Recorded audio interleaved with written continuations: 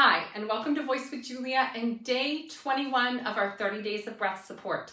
Today, we are going to be learning how to sing the grand scale, the 9-note scale on our breath support. And I guarantee you this is going to be new for even some of those advanced professionals out there. So stay tuned. But first, I want to invite all the classical singers to check out our Luca Bel Canto Institute, which is happening this summer, September 9th through 16th in Lucca, Italy. The information is below. We would love to have you there. It's going to be a week-long, real intensive program, masterclass. We're singing all day, singing all night. We are sleeping a little bit, right? But only a little bit because we're going to be singing. We're going to be singing. So if you're interested in what the program entails, check it out below and be sure you apply early as we do have scholarships available, but they're first come, first serve. So we'll see you there. Voice with Julia, change your voice, change your life. Okay, now we're going to be working with the grand scale. So if you don't know what that is, it's do, re, mi, fa, sol, la, ti, do, right? Do, re, mi, fa, sol, la, ti, do, da, da, da, da, da, da, da. Okay? Now, this is very important that you learn to make each pitch without collapsing and allowing the larynx to take over. Okay, so for this exercise, I just gave you 8 notes. We're actually going to do the 9-note scale. So da da da da da da da da da da da da da da. Okay, you just go one note over the octave and then come back down. So we're going to do this on the breath. Let's do this very slow. I want you to pick your favorite vowel, but be careful when picking your favorite vowel because you might pick the one that's comfortable, but that's not really the one that's going to get you on your breath, okay?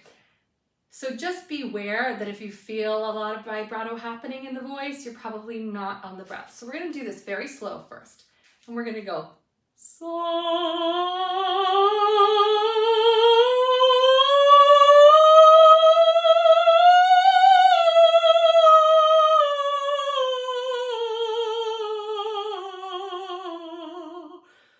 Made it in one breath. Now, as what I was doing with my pelvic floor, you can't see, YouTube would ban me if I showed you, but it was doing little pulses, right? Bum, bum, bum, because we're going slow.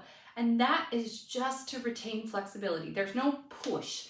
If you're feeling poo, poo, no. Little, tiny. It's just to give the body the sense that, hey, we're free, we're moving. It's like if I'm talking to you and I'm allowing the back of my neck to be free, right? Or I rigidify it. You can't necessarily see it, but you can kind of sense it, right? And I can certainly feel when I rigidify parts of my body. So that pelvic floor is just gentle, but the ribs stay out as best they can. Now, for those of you who like to make comments, you'll probably say, well, your ribs came in at the end. Yeah, of course, it's a long phrase. Remember, the idea is to keep the body out, right, as much as possible. But they will come in because you're a human body and you're using your air.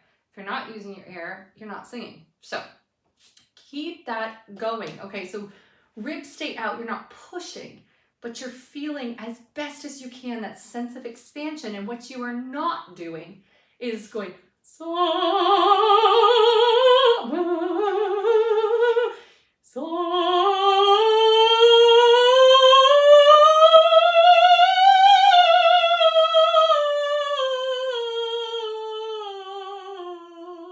Keeping that very smooth as you go through the scale, right?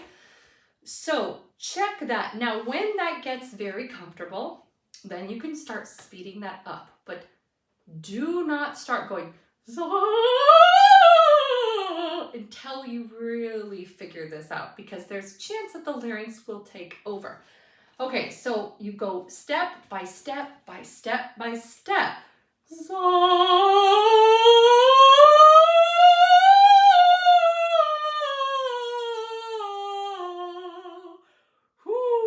Yeah. Now, check also that your jaw is not grabbing in the middle of this phrase because if the jaw grabs, the breath doesn't need to do the work, right? So let's try that again. Check that you're opening, you're opening, you're opening.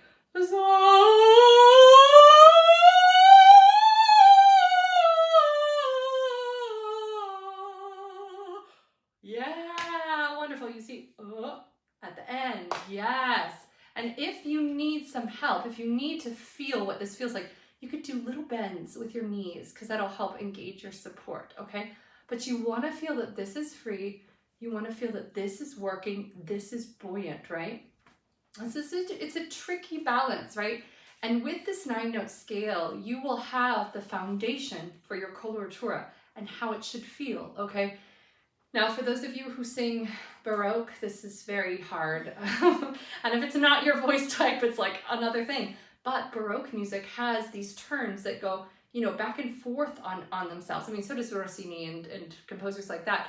But especially in Baroque, it's written very instrumental and kind of not natural. So if you are singing that repertoire, Handel or Bach, you are programming those note undulations into your voice without collapsing your breath support. So you may have to take that slow for a while so your voice learns how to do that. Okay, but start with this. Start with mastering the 9-note scale without allowing your support to collapse. What would that sound like? Let's talk about that. So if somebody goes fast and doesn't attend to their support, if I go,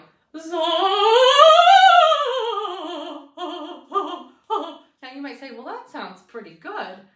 Yeah, okay, it does, but that's gonna tire me out instead of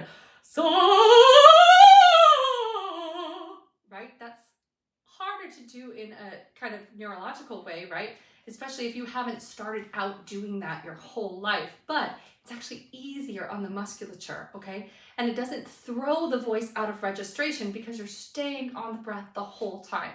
So practice this, give this a try, and we're gonna be talking about more techniques tomorrow.